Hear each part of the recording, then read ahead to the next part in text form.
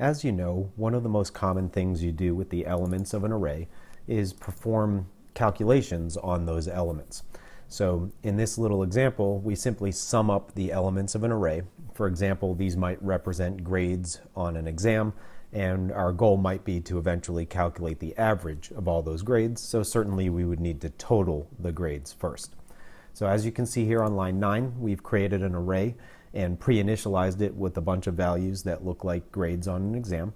And we've also declared the local variable total and initialized it to 0, and we'll simply add each of the values to the total and store the result in the total using the for loop that you see here at lines 13 and 14.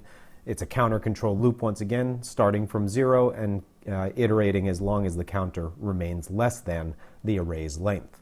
Now, in a subsequent example, we'll be taking a look at the for each repetition statement, which can also be used to walk through all of the elements of an array.